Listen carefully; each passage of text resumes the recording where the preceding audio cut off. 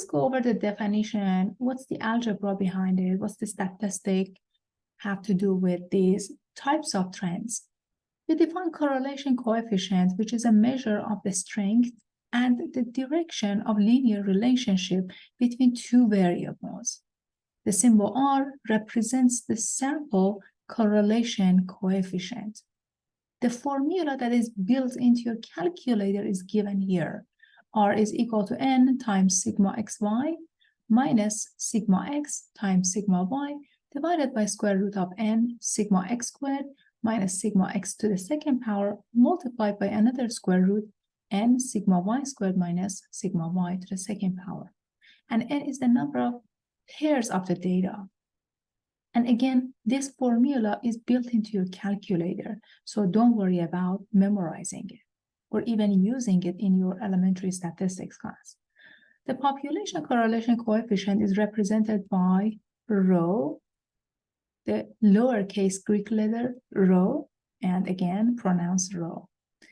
Here we have different scenarios, different cases. If R is equal to 1, if the correlation coefficient is 1, you have a perfect positive correlation. Starting from left to right, the graph increases and there is a perfect alignment between the points. If R is about 81%, 80%, 90%, less than 1, we have a strong positive correlation. The dots are a little bit scattered, but again, you can easily recognize the increasing trend between the data. If R is about 45%, it's a weak positive correlation. You see more noise in the data. The data are scattered here. But again, if we try, we can see a positive correlation. The correlation line is increasing.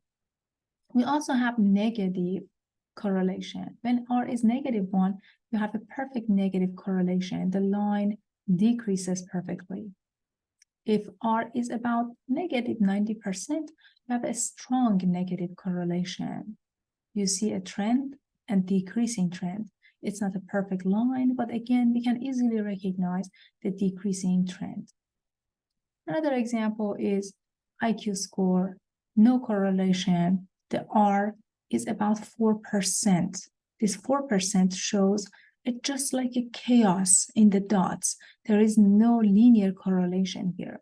Later on, we're going to talk about the non-linear correlation between the data, but as long as you cannot see or recognize an increasing or decreasing linear trend, we say there is no linear correlation between them.